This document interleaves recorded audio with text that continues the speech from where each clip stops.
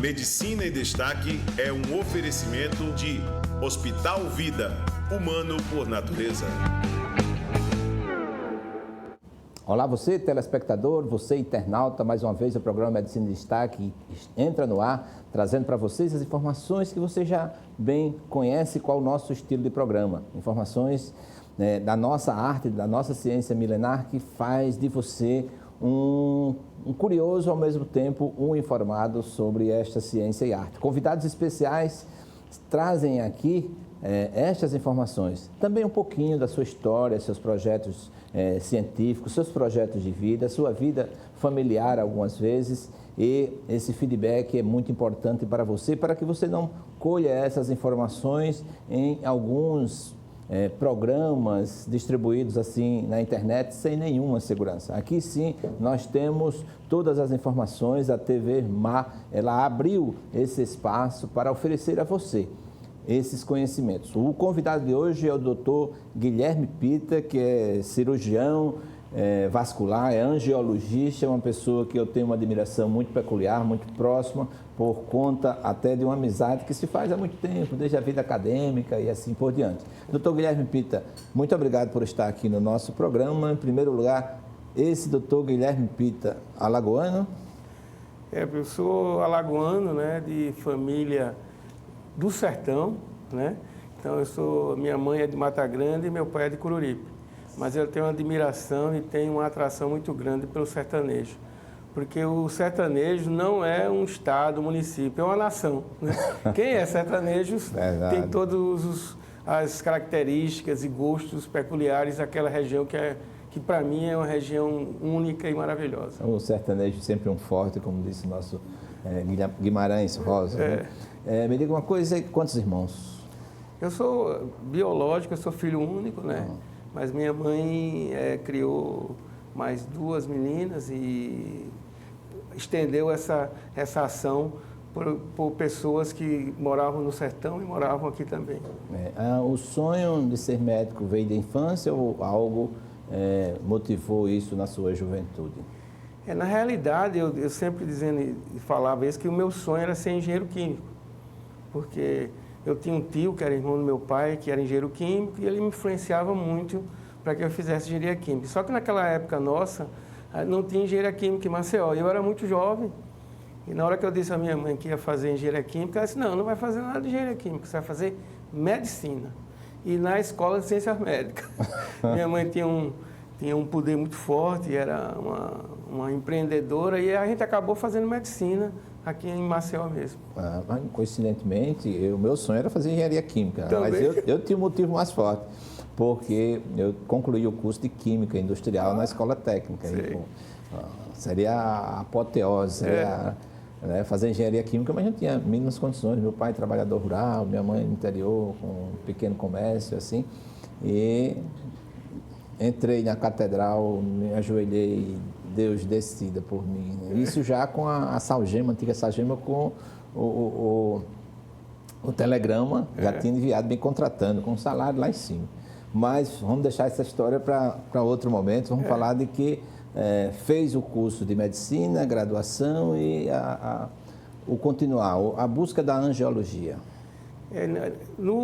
Durante o curso de graduação, a gente teve várias influências, né?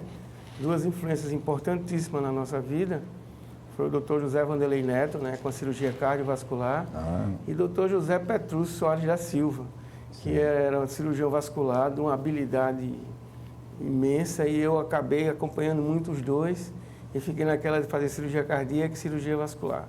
No momento de decidir, eu acabei decidindo para fazer cirurgia vascular e angiologia, né? E foi o caminho que eu triei, até porque a angiologia e cirurgia vascular é uma especialidade, eu digo, claro, né, que é a melhor do mundo, porque você faz depois da medicina legal. Depois da medicina legal, né? E você faz desde um procedimento estético que está tão em moda, que é uma escleroterapia, que é uma de espuma, até a maior cirurgia do ser humano, que é uma cirurgia de aneurisma, passando por ultrassom com Doppler, passando por consultório, passando por cirurgias as mais diversas, passando pelo trauma. Então eu acabei seguindo essa linha e me realizei como como cirurgião vascular. E caminhos trilhados foram estes? Saiu do estado? Eu saí do estado, eu fui para a Escola Paulista. Eu, na graduação, já achando que o mestrado era um negócio de outro mundo, né? A gente fica... E eu escolhi a Escola Paulista porque eu passei no Heliópolis e acabei ficando na Escola Paulista, não até pela especialização, mas pelo mestrado e doutorado que tinha lá, né? Sim. A Escola Paulista é uma das escolas mais diferenciadas na pesquisa. E eu fiquei lá, não tinha tanta assistência como tinha, por exemplo, no Heliópolis, que era um hospital só do SUS, né? Que a gente operaria muito mais, mas eu acabei ficando na Escola Paulista pelo fato de poder fazer lá, fiz lá mestrado, fiz doutorado, fiz pós-doutorado na Universidade Federal do Rio Grande do Sul, né? E fiz um sanduíche na Alemanha. Então foi essa minha formação. Guten Tag, né? Quanto tempo? Eu passei em São Paulo 5 anos, né? Desde a especialização até o mestrado. Terminei o crédito doutorado e voltei para Maceió, porque tinha passado no concurso de professor e na unidade de emergência. E aí defendi a tese de doutorado, rapaz, quase 10 anos depois, porque cheguei em Maceió, fui trabalhar, fui pagar as contas e caí na vida, né? E o meu grande mestre, o professor Emil Burian, me ligou um dia, né? Disse, Guilherme, sua turma já fez toda a doutorado e você vai ter que fazer, e me matriculou a revelia, né? O professor Emil podia fazer isso, né? Me matriculou no doutorado, disse, não, acabou, você vai fazer e pronto, se vire. Aí eu fiz o doutorado, terminei em 89, terminei em 98, 89 foi o mestrado. E depois, em 2011 até 2013, fiz o pós-doutorado na Universidade Federal do Rio Grande do Sul, que é uma universidade maravilhosa. E depois fiz uma ponte até a Alemanha em 2014, no segundo semestre. Então, isso foi uma formação. Nessas pós, né, estrito senso, assim, que temática foram tomadas nas teses, assim, que merece o telespectador conhecer, porque às vezes é uma área de concentração, onde você se dedica mais tempo. Eu comecei sempre fazendo pesquisa na área de cirurgia vascular. Sim. Foi o meu início como co-orientador da Escola Paulista e como orientador na Universidade Federal do Rio Grande do Sul. E aí eu trabalhava só com médicos e trabalhava com teses que eram assistenciais, tratamento da trombose nos amputados, avaliação epidemiológica dos amputados no HGE, uma série de teses, varizes na gestação, varizes grau 5, 6, que é o CEAP. Mas depois eu vi que o nosso estado é um estado que ainda tem um estado de pobreza muito grande, né? Então o nosso IDH ainda é muito baixo. E eu me deparei com um problema muito importante aqui, que era as amputações nos pacientes diabéticos e as úlceras venosas nos pacientes que tinham a doença venosa crônica avançada. Sim. E aí a gente criou o Renorbio, que foi um doutorado em rede, que a gente tinha nas universidades do Nordeste. Isso quando a gente foi pró-reitor da Uncisal, a gente criou 25 universidades e um doutorado em rede, que tinha junto não só médicos, enfermeiros e biomédicos e etc. E aí, com isso, a gente conseguiu que passasse essa pesquisa ser aplicada na atenção básica. Sim. E mudou a minha concepção de entender as coisas, porque no mestrado acadêmico você faz uma tese, defende e só faz a publicação do artigo. No mestrado mais profissionalizante, você faz o artigo, faz a pesquisa, publica, a gente faz uma patente, faz modelo de utilidade e faz uma empresa, uma pequena empresa. Sim. Então, isso é aplicado diretamente no problema da atenção básica. Então, a gente mudou a concepção de pesquisa. Tá? E hoje como é que está? Aí a gente hoje é orientador do doutorado em biotecnologia do Renorbio, que é essa rede Nordeste que tem 50 universidades e tem mais de 1.000 alunos, um negócio que deu muito certo. E é também orientador do mestrado do PPG Biotech, que é um mestrado doutorado em biotecnologia da saúde humana e animal, que é da Universidade Estadual do Ceará, mas tem uma rede que aqui é colocada no Sermac, onde a gente também é professor. Então a gente mudou e a gente só faz pesquisa aplicada para resolver o problema básico das feridas. eu peço assim a sua permissão para a gente voltar às primeiras aulas de angiologia. É isso que o telespectador necessita. Assim, o que é a angiologia, né? Que ciência é esta? O que é que ela se ocupa? Angiologia e cirurgia vascular é mais ou menos, eu vou dar uma semelhança porque que é mais comum, cardiologia e cirurgia cardíaca. Isso. Tá? A angiologia, ela trata as doenças clínicas, como trombose venosa, erisipelas, infecções de pele, trombofilias, que é distúrbio da coagulação, né, varizes, tratamento clínico, doença carotídea, aneurismas. Então, trata essas doenças clinicamente. E a cirurgia vascular, hoje, ela é voltada, na maioria das suas vezes, para a cirurgia das varizes, cirurgia do pé diabético, cirurgia do aneurisma da aorta e cirurgia da carótida. É isso que a cirurgia vascular hoje tem maior participação. A angiologia ela tem 2 campos, então pode tratar da parte venosa e da parte arterial. E da parte linfática. E a também. parte linfática também. Então, né? Quais são as principais patologias venosas? Varizes. Disparado, né? As mulheres hoje praticamente 70%, 80% tem algum grau de varizes, seja de uma varize pequenininha, que a gente chama de telangiectasia, que é aquelas vermelhinhas, até varizes dérmicas, que fica debaixo da pele, ou varizes tronculares, que são aquelas maiores. Então, as varizes é o que mais predomina. Quais as principais causas? Existe uma causa genética e uma predisposição pelas atividades, pelos hábitos de vida?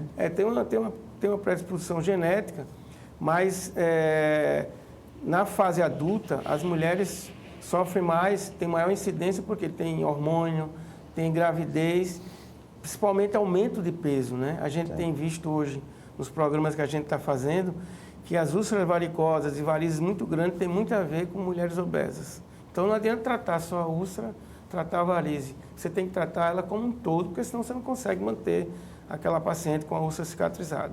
Existe uma classificação para essas varizes? Existe. Existe uma classificação internacional, que é a classificação CEAP. Ela é uma classificação clínica, anatopatológica, patológica e de imagem. Mas a gente usa só o C, que é a clínica, né? Sim. C1 é aquela mulher que tem só aquelas varizes fininhas, ou homem. Homens é muito menos frequente. C2 é aquelas varizes dérmicas. C3 são varizes maiores que dá algum grau de edema. C4 é varizes tronculares, que são mais dilatadas, né? E também com inchaço da perna. C5 é uma mulher ou homem que já tem uma varize, teve uma ferida e cicatrizou. E C6 é uma úlcera varicosa aberta. Inicialmente, quais são os fatores de prevenção dessas varizes? E em seguida nós vamos receber uma aula aqui dos tratamentos, que é mais a sua especialidade, né? Claro.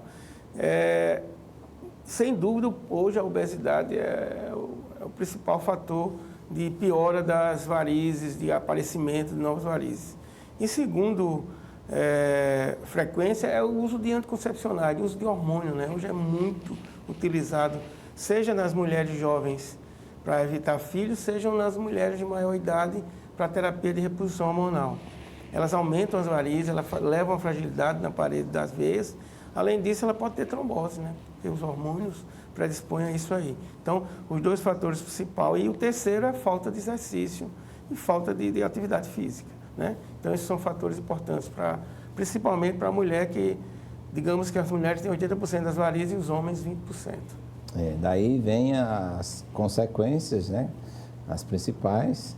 Inicialmente, aquela mulher que não teve um tratamento adequado, que vai evoluir para uma má formação, inclusive a questão estética e assim por diante, né? Nas diversas fases da vida, na mulher, na fase adulta, claro que o fator estético é o que mais chama atenção. Que aquelas varizes, ela acaba deixando as pernas das mulheres não tão bonitas como elas acham que deveriam ficar.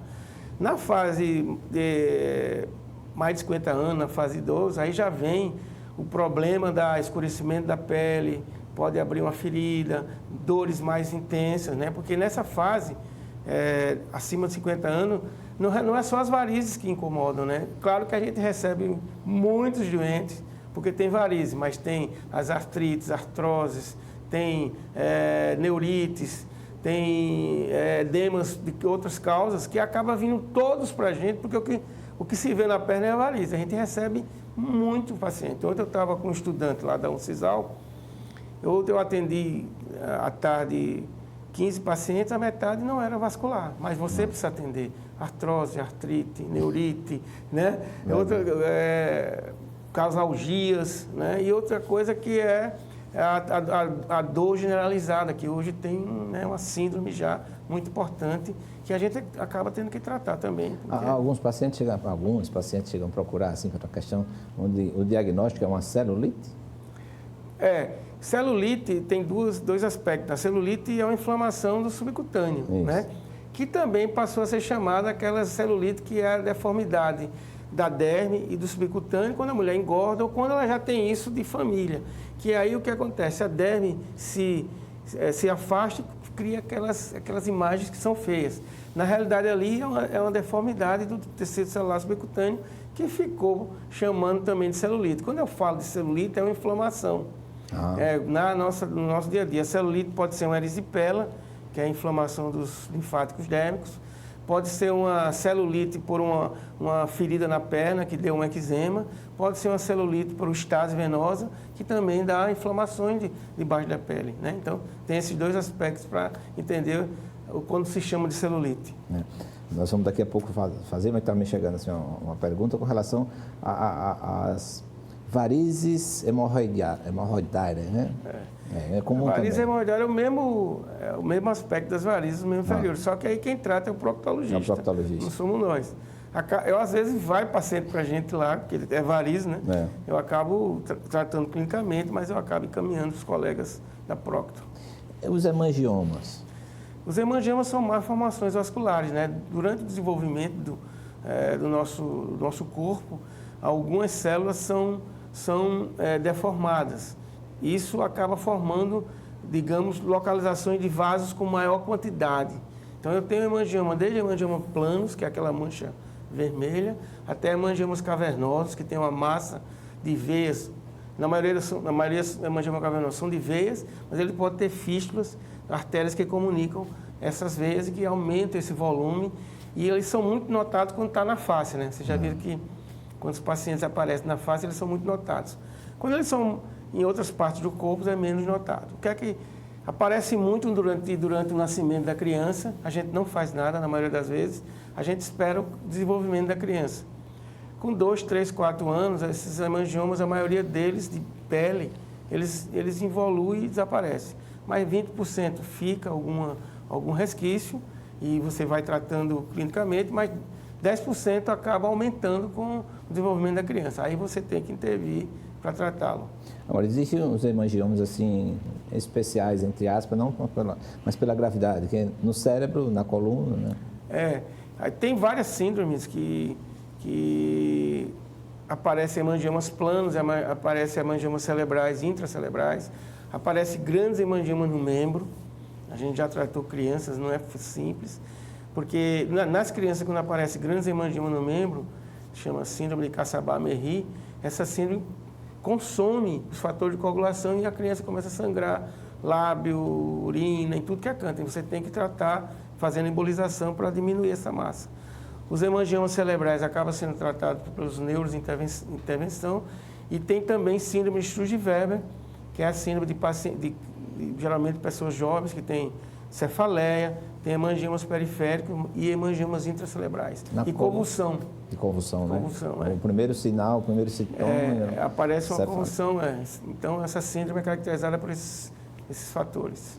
E aí, a conduta é cirúrgica, né? A conduta é a embolização desse hemangioma cerebral, né? Pela neurointervenção.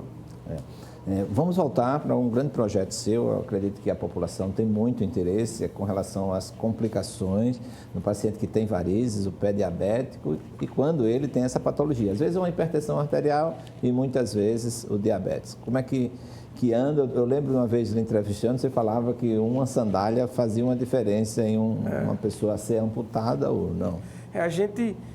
Aquilo que eu disse, na minha formação, eu acabei nas pesquisas voltando as nossas pesquisas para atenção básica. Por conta do Estado, por conta da minha origem. E também eu fui um indivíduo que estudei na faculdade pública, especialização pública, mestrado, doutorado com bolsa, pós-doutorado. Então, eu tive todo o seu imposto pago para me fazer a formação. Oxalá que todos os profissionais de saúde que utilizam essas instituições tivessem essa mesma sensibilidade. Né? E mesmo que eu não tivesse sido de escola pública, né? O imposto é que paga, não existe nada de graça, né? Eu entro em discussões e pesquisa. Eu sou de uma instituição que é uma fundação, que é o Sermac, sou de uma instituição pública, que é o CISAL. E às vezes vejo pessoas falando, porque é público, privado, tudo a mesma coisa. O imposto é pago por todos nós.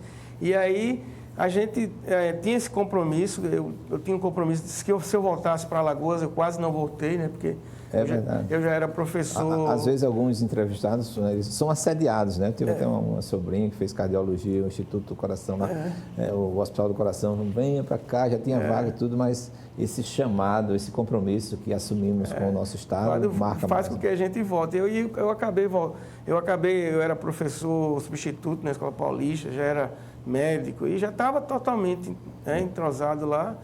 E quando passei no concurso, além disso, meu filho nasceu aqui em Maceió, Guilherme, né?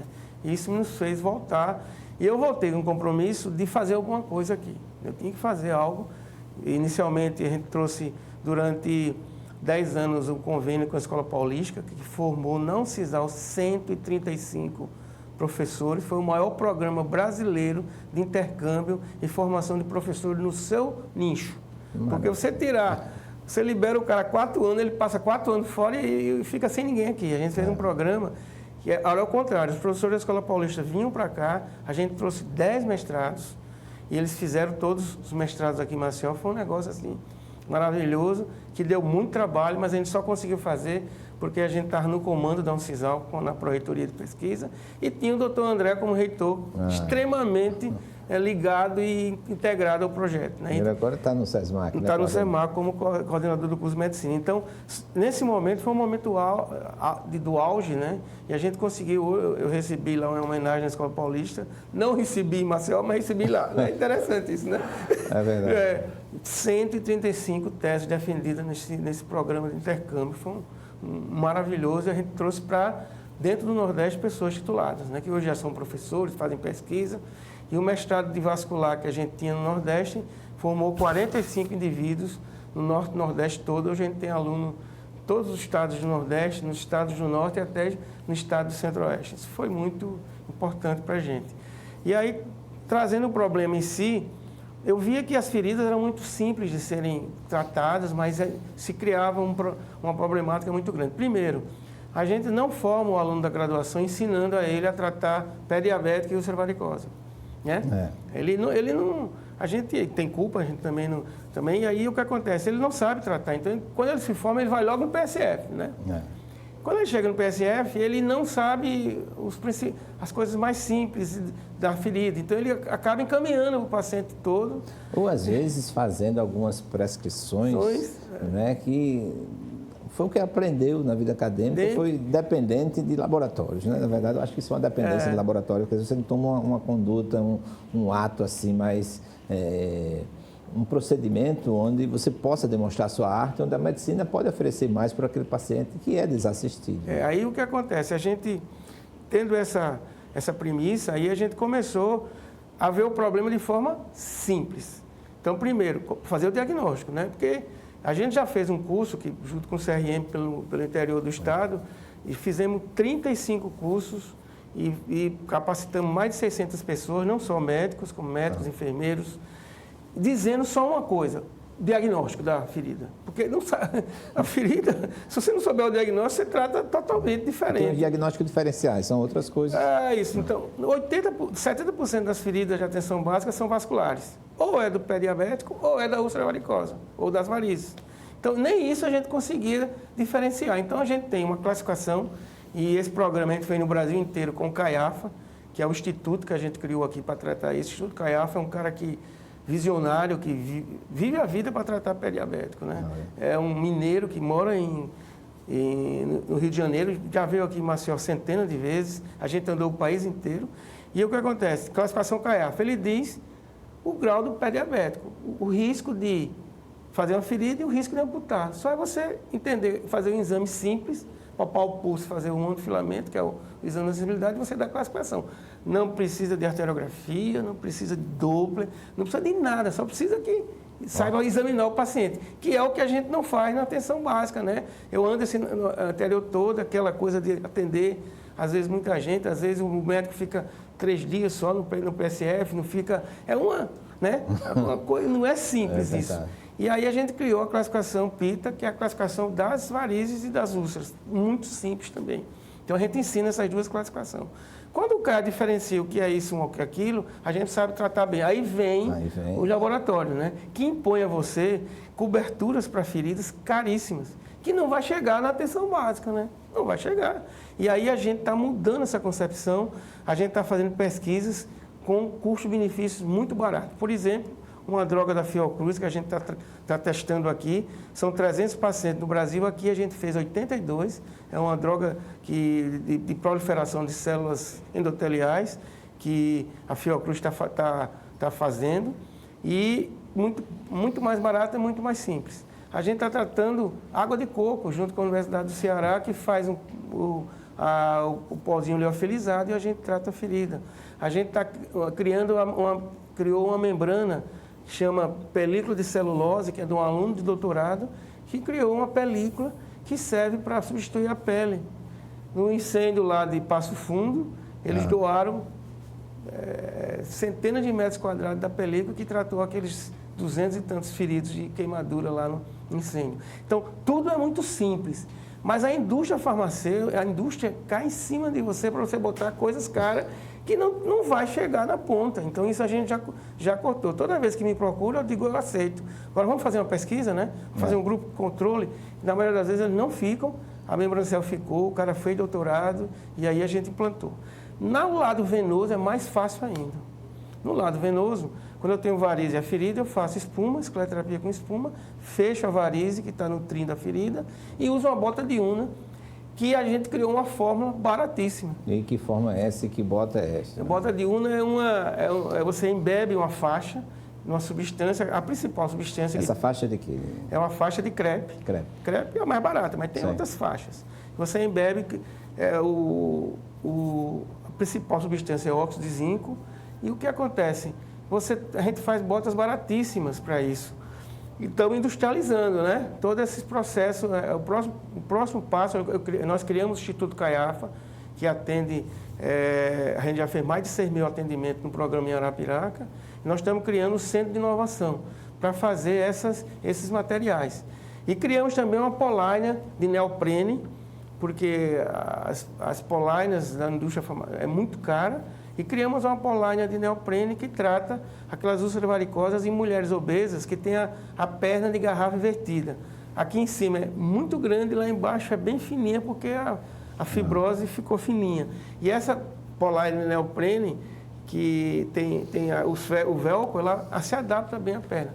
Todas soluções baratas, todas, que a gente está criando e usando já isso em pesquisa na atenção básica. Quais os referenciais? Um pouco o telespectador está assistindo e etc., tem interesse. Quais, assim, os centros em que tem disponível esse atendimento para essa atenção? A gente tem, no Arthur Ramos, a gente atende toda a saúde suplementar, né? E no Arthur Ramos a gente tem 2 programas de pesquisa grandes. Esse da Fiocruz, que a gente atendeu mais de 150 pacientes com pé diabéticos SUS, digamos, sem convênio. Que maravilha. A pesquisa financiada pelo Ministério da Saúde, né? E aí essa pesquisa a gente atendeu muita gente de pré-diabetes e continua atendendo. E tem a pesquisa agora do PP-SUS, que é verba do Ministério da Saúde com o governo do Estado, nós estamos fabricando palmilhas para pacientes que têm calosidades e bolo perfurante plantado de diabetes. Isso também está no Arthur Ramos, né? Isso aí a gente tem a referência lá. O contato da gente é na CMDI, né, que é 2123-7129, que é a minha secretária. Ou diretamente no meu zap, que é 99981-2037. O que é que eu peço? A foto da ferida, o cartão SUS e o contato. Eu analiso e aí eu marco para o indivíduo vir ser atendido. Então, isso E a gente tinha um programa com a Secretaria Municipal de Saúde de Maceió, que era das botas de urna, que andou muito no governo passado. Mudança do governo, houve alguns contratempos, parou. Né? Eu já tive 2 vezes na Secretaria de Saúde, mas não conseguimos evoluir. Foi um programa maravilhoso, que era as mulheres que a gente fazia as botas de urna no Arthur Ramos. E a gente fez uma coisa, assim, nós fizemos uma coisa muito importante. Quando a mulher volta lá para a unidade básica dela, o PSF, se a enfermeira e o médico não estiver capacitado, não adianta nada, porque ele vai lá e volta para cá. Então, o paciente só entrava no programa se viesse junto com a enfermeira. Confusão que deu. Que a enfermeira vinha, aprendia, o médico também. Quando ela voltava lá para a unidade básica, continuava fazendo. Isso deu muito certo 2 anos atrás, né? Que maravilha. Estamos fazendo essa lá. Em Arapiraca, no 3º sábado do mês, a gente tem o programa Fecha Ferida do Instituto Caiafa. Aí é um negócio está muito grande, a gente não está conseguindo mais lidar, porque apareceu muitos pacientes. Isso aí começou quando eu fui professor da UFOL, né? Eu fui professor da UFOL 2 anos em Arapiraca, não deu para ficar por conta da minha atividade, que é muito forte. Eu acabei pedindo demissão. Mas a Liga de Saúde Coletiva, que foi a primeira turma de alunos médicos que foi formada agora, lá em Arapiraca, é uma maravilha aquilo lá. Criamos uma Liga de Saúde Coletiva. Né? Você imagina um ultra especialista criar saúde coletiva. Foi um estudante. Porque eu tenho uma Liga de Vascular aqui, uma no Sermac e outra no CISAL. E aí me chamaram, e eu digo, fui logo ao Alegre, vamos criar a Liga de Vascular, os estudantes. Aqui é saúde coletiva. Eu tive que me dobrar os estudantes. Que bom, essa mudança. Mudança. E aí a gente criou a Liga de Saúde Coletiva lá da UFAL de Arapiraca, a gente criou o programa Fecha Feridas. Aí depois o programa andou e eu coloquei dentro do programa os doutorados e mestrado. O que é isso? Eu tenho crédito dos alunos de mestrado e doutorado de docência para dar aula. Então, eles vão para o programa e trabalham dentro do programa e eu dou os créditos lá no programa. Então, tem fisioterapeuta, psicólogo, enfermeiro, tem toda uma gama de indivíduos trabalhando lá. Claro que quando eles estão dentro com o meu aluno, eles vão porque a caneta é minha. Mas depois que eles terminam, alguns ficam, né, como já ficaram. Então, a gente tem em Arapiraca uma pessoa extremamente competente que organiza, que é a Arusca Magalhães, que é uma aluna de mestrado, terminou e vai para o doutorado. Tem a Renata, tem o Ailton, que é aluno do doutorado do Renobril, tem a Eva Braga, que é psicóloga. Então, a gente vai juntando esse povo e vai. E o que aconteceu? A gente começou atendendo, a gente atende no sábado, tipo 50 feridas, né? Hoje, a gente não tem vaga mais para julho do ano que vem, porque a gente já fez 6 mil atendimentos. Eu estou tentando, com o prefeito Luciano Barbosa, credenciar. Tem dinheiro no sistema, a Alagoas inteira devolve o dinheiro do sistema. É verdade, isso é uma realidade que nós temos. Curativo, de escleroterapia, eles devolvem dinheiro, mas não usam. Não é porque tem que ter projeto, gerenciamento adequado. Entendeu? Então, isso e eu chamo a atenção também para o telespectador e a qualidade desse atendimento. Eu fico emocionado porque foi uma pessoa minha que me procurou e etc. E o encanto com essa pessoa voltou. Chegou a chorar, dizendo assim, que atendimento, né? Como é que eu fui assim olhado, como fui observado. A consulta não é uma consulta, senta aqui, toma esse exame e vai embora, ou toma essa dipirona e vai embora. Em termos de qualidade nessa relação médico-paciente. E isso é muito bom, é um olhar de se sentir no lugar do outro. Né? Porque esse programa que a gente faz é um programa voluntário. Você vai lá sabendo que você não vai receber nada. É uma doação que você faz, né, para o programa. E a gente tem várias empresas que sensibilizaram com isso. Né?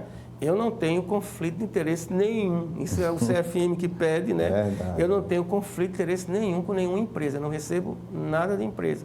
Mas tem empresas que sensibilizam com o projeto. Por exemplo, a DBS fornece bota de urna para a gente com preço de fabricação.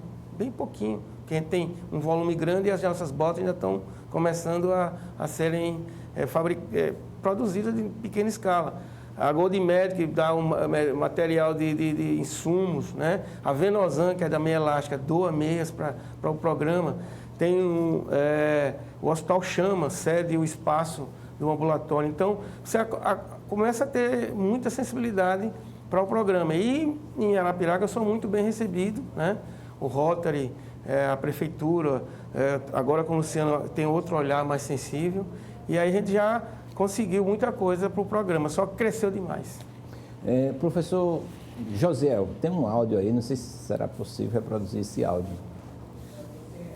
Não chegou até ainda. Então vamos colocar aqui, vamos ver esse outro lado do professor Guilherme Pita, através de umas fotos que chegaram aqui, né? E vai explicar essa daí. Essa é uma paciente nossa, né, que lá do Cruzeiro do Sul, que eu acho que é um condomínio, é um bairro lá no Tabuleiro, ali em frente ao FAO, né? E que ela estava há 10 anos com a ferida aberta, uma coisa muito simples, a gente fez 4, 5 botas de urna, fechou a ferida, deu uma meia elástica, ela está... Doutor, como é que é isso? Fez milagre? Não fez milagre nenhum. Usou a coisa simples. Mas ela no sistema, ela não consegue entrar no sistema. Você entendeu? Então ela veio, formou, fechou a ferida e está usando sua meia. Deixa eu ver essa outra. Esse guerreiro. Assim, no meio de tantas atividades, ainda acha um tempo para o lazer, né? O professor João fala muito daquele carnaval, do Pinto da Madrugada. Você era um frequentador, já tinha um café da manhã, você era quem mais perturbava, né? O doutor João Simões é o nosso pai científico e profissional, né? 88 anos, trabalhando todos os dias lá na radiologia do Hospital Arthur Ramos. E ele faz o café do Pinto da Madrugada, né? Eu fiz 10 fantasias políticas nesses 10 anos, né? E a gente vai publicar num livro sobre... Ele desfila todo ano no Pinto, né? Já estava preparada a fantasia desse ano, mas não conseguimos, porque diz que vai ser suspenso o carnaval, a gente não vai. Então a gente já fez Padilha, Bolsa Família, Lula, Bolsonaro, Eduardo Acunha do Chefe, já fizemos o Gerdel 51 milhões, né? Tem vários personagens que a gente já fez e é um sucesso. E a Dilma, né? A Dilma foi o maior sucesso nosso. E além de desfilar no Pinto da Madrugada, a gente fez todo aquele movimento e foi espetacular. Transformar o que a comunidade ou as pessoas fazem de uma coisa de enfrentamento, discussões, discórdias, transformando numa coisa lúdica. Né? E eu discursava em cima dos caminhões, né? E depois, claro, você tem colega dos dois lados, né? E eu era chamado e repreendido, rapaz, você chega aqui na frente da casa do Renan e faz esse discurso. Eu digo, pai, não sou eu. Ali é uma personagem. A novela, você não interpreta ali eu era Dilma interpretando um personagem. Guilherme Pita é outra coisa. Isso fez muito sucesso. Saiu até no Fantástico um pedaço do discurso meu. Oxalá voltemos a ter essas belezas. Né? Mais fotos aí, por favor. Essa aí a gente lá em Arapiraca, né? Aí, junto com a Eva aí, que é a companheira, e ali o avental do SUS, né? Então essa senhorinha tinha úlcera nas duas pernas, Dona Maria Cícera, e a gente conseguiu fechar a úlcera nas duas pernas. Mas o problema dela é que ela não para de ir no programa. Eu disse, a senhora já fechou? Não, mas eu quero vir. E ela fechou as feridas e vai lá todo sábado, ela vai lá no programa visitar a gente, né? Vê se tem mais. Aí é a turma, né? A turma maravilhosa da gente do Fecha Ferida, né? Ali tem acadêmicos de enfermagem da UFAL, tem acadêmicos da UNCISAL, tem enfermeiras, tem psicólogos, tem nutricionistas, tem podólogos, né? Todos dentro do programa. Isso aí é uma foto final que a gente faz. E aí, quando a gente termina o atendimento, é 2 horas da tarde, com todo mundo ali feliz, terminando esse momento que é único na vida da gente. Vamos ver outras, por favor. Também é mesmo. Aí esse é um grupo especial, que a gente a psicóloga Eva Braga, a gente notou que as mulheres que abrem as feridas, a maioria tem sobrepeso. Que não adiantava só, porque a minha parte é mais fácil. Eu vou lá, faço espuma, fecho a veia e bota. E aí aquele grupo ali é um grupo de obesos, né? Que aí ela está fazendo a intervenção nutricional, psicológica e a intervenção vascular. É um grupo de obesos nas úlceras varicosas, né? Esse aí, sem dúvida, é o meu guru, né? É o doutor João. Todos os dias eu vou lá, dou um beijo na careca dele, né? Diga ele que está sendo convidado outra vez. Outra vez, né? E aí, toda vez, 2 mangas caíram lá lá no estacionamento do Arthur Ramos. Fui lá levar para ele. Ele está lá, ó, tranquilo. Não, eu quero só uma. Eu dividi a manga com ele. E ele ficou feliz. Perfeito. E aí, José, tem mais? Isso aí, rapaz, essa é a turma maravilhosa do Arthur Ramos, que é a turma que faz os curativos, né? E elas entraram no clima também, né? De servir, de espontaneidade. Então, é as meninas que sabem tudo de curativo. Quando chega lá, o povo, né? A Zefinha, a Jô, a Jeane, todo mundo lá. Quando chega lá o paciente, elas olham, doutor, isso aí é membrana, né? Eu digo, isso aí é bota, né? Eu digo, Olha. Então, rapaz, todos os dias no Arthur Ramos eu tenho, assim, tipo, 10 vídeos curativos. É muita gente e elas ficam felizes da vida, trabalhando espontaneamente, trabalhando voluntariado, esse voluntariado que é muito importante para todo mundo. Perfeito. Já tem, José? Não tem mais? Eu vou tentar aqui reproduzir um áudio que um colega nosso mandou para você. Guilherme, meu amigo, você é um grande cirurgião. Bem. Diferença. Ó. Espera aí, ó. Qual a diferença entre a nossa geração dos cirurgiões brasileiros que estudaram anatomia humana, tiveram capacidade de realizar cirurgia experimental e foram formados por grandes nomes da cirurgia nacional, e o cirurgião contemporâneo, formado e vinculado a uma grande, uma estrutura portentosa relacionada à tecnologia, à videocirurgia? Qual o futuro da cirurgia? Sou Fernando Gomes, muito obrigado pela participação. Sou Guilherme. Fernando é um amigo de longa data, né?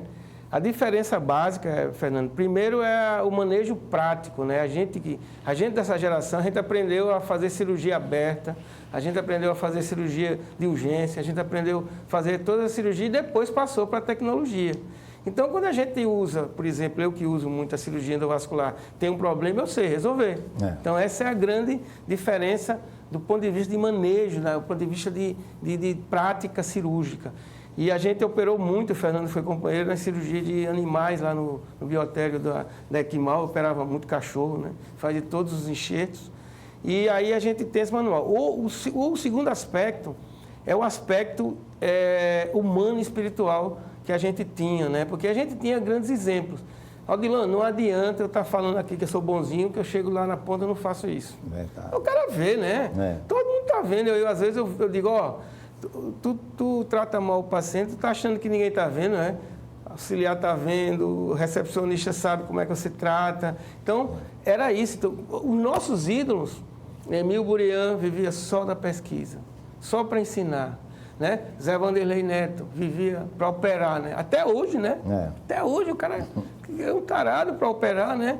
Que foi um exemplo, o Petrúcio. Então, são pessoas que... Paulo Malta, né? Foi uma pessoa que eu tive muito contato, muito prazer, porque eram indivíduos que faziam primeiro porque gostavam. E o dinheiro era a consequência.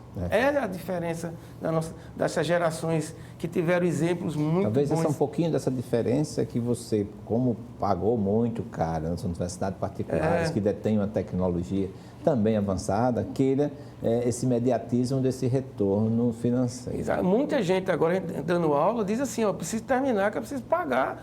Meu marido está financiando, minha tia que está dando dinheiro, que eu preciso ganhar logo porque eu tenho que repor o que foi colocado. Né? E a formação é muito cara hoje em dia. Então, você tem um problema importante hoje com o médico, com a quantidade de médicos formados. Né? A gente formava 8, 10 mil há 10 anos atrás, está chegando a formar 30 mil médicos, 40 mil médicos, é muita gente para a necessidade que a gente precisa, né? Então, essa a gente tem uma diferença muito grande. E os nossos exemplos foram muito importantes, né? A gente hoje, eu digo, os meus alunos, às vezes eu fico muito feliz.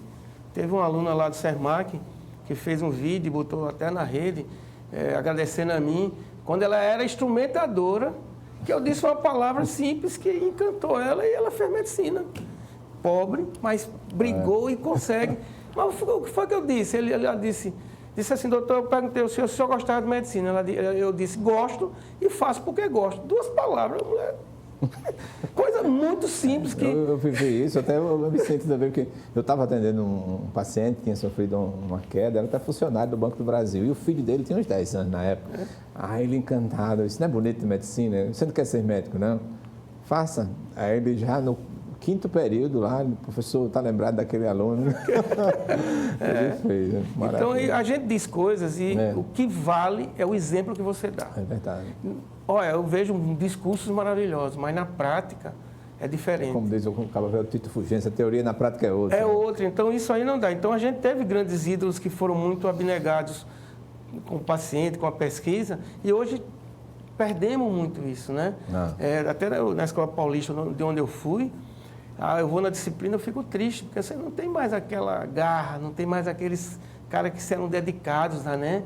Você não tem mais isso. Então, a gente perdeu muito esse elan do academicismo, eu digo academicismo voltado para o paciente, não aquele acadêmico que eu fico sentado no birô fazendo pesquisa na informar, não. Eu quero saber como é a pesquisa que chega no paciente, a pesquisa que melhora a qualidade de vida. Para essa pesquisa, para esse ensino, que benesses, que eu acredito foram poucas, mas que prejuízos aconteceram com esse período pandêmico, neste período pandêmico? Eu acho que foi muito difícil, principalmente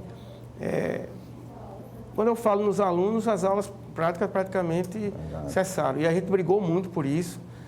É muito fácil a gente que tem um emprego público, a gente fica tranquilo, recebe o dinheiro no final do mês. Então, nos grupos da gente de professor, uma discussão homérica, eu não entro naquela discussão, e eu briguei muito e consegui trazer as aulas práticas mais cedo. Então, o que a gente fazia? Em vez de trazer 10 alunos, eu trazia 2, com toda a proteção.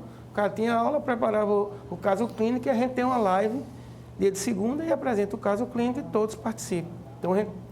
Então, o aluno foi a parte essencial. Na parte de pesquisa, a gente não parou, entendeu, Gerson? Porque a pesquisa da Fiocruz era muito grande, a pesquisa da Palmilha também era muito grande, e em Arapiraca foi um bombardeio para a gente suspender o programa. Na pandemia, a gente não suspendeu, criou todas as condições de proteção, porque eu tinha 50 pacientes que vinham lá da Coité do Noia, outro vinha do sítio Bitingui, outro vinha do sítio Bentivi. Como é que eu ia parar, né? Então, reduziu, a metade dos profissionais não iam, mas a gente reduziu, não teve casos novos, mas a gente não parou na pandemia de trabalhar. Eu elaborei aqui umas 20 perguntas para fazer ao professor Guilherme, não fiz nenhuma. Até agora é sinal de que você vai voltar outra vez aqui, mas eu deixo esses minutos que restam para uma mensagem sua, né? Não sei a sua formação religiosa, não sei supremo, nessa relação médico-paciente, fique à vontade para esse minuto. Eu acredito muito em Deus, né? Até porque já tive várias provas disso, né? Na família, em cirurgias complicadas, que às vezes a gente, né, roga a Deus. E essa semana eu tive uma cirurgia muito complicada e roguei a Deus e deu certo. E a gente fica muito, então eu acredito muito nesse ser supremo que a gente tem. E acredito que a gente possa, tudo tem a sua volta, né? Tudo que você faz de bom, volta de bom para você. Eu não tenho... Já passei minha fase de... Isso é uma lei natural. É uma lei natural, né? Que volta, todo dia eu digo isso, né? E aí os colegas às vezes ficam, rapaz, esse povo todo você atendendo de... Aí eu digo, atendendo de graça não, viu? Esse povo todinho investiu nos impostos para eu fazer 10 anos de formação e ainda ir para o exterior. E foi o imposto. Você acha que o imposto do cara lá do sítio Bitingui de Arapiraca é diferente do feijão que você compra? É o mesmo, né? É verdade. A gasolina dele igual, ele paga imposto igual a gente. E aí, eu acredito muito nisso, e aí, às vezes, o colega diz, rapaz, eu estou com um problema, eu fico brincando com um colega lá de Arapiraca, rapaz, quando eu atendo gente assim, espontâneo, rapaz, no outro dia veio um monte de gente com particular, e eu digo, rapaz, eu não sei o que acontece. Eu atendo uma cortesia, eu digo, eu não faço nada, cara, nada. Agora, essa é a lei de volta, e isso é o segundo ponto. E o terceiro, essa concepção da universidade mudar suas pesquisas para atividade fim e melhoria da qualidade de vida do indivíduo. Eu tenho brigado muito lá no Renobil, na universidade, para que a gente faça pesquisa fim e não pesquisa meio. Às vezes eu gasto horrores de verbas para fazer uma pesquisa de uma coisa. Eu quero saber aquela célula ali se chega lá no indivíduo. Se chegar, estou com ele. Se não chegar, não venha, porque... Só faço pesquisa direcionada para a melhoria de qualidade de vida do indivíduo. A gente agradece a você, professor Guilherme, pela sua presença. Acredito que Tanta coisa que nós poderíamos falar, que ainda não passamos nem para a parte arterial, não foi só a parte... Só na parte venosa, né? Venosa, mas o telespectador ali compreende isso e nós agradecemos a você também, agradecemos ao professor Fernando Gomes pela sua participação e fiquem certos de que na próxima semana nós estaremos aqui mais uma vez com o nosso programa Medicina em Destaque. Fiquem com Deus. Obrigado.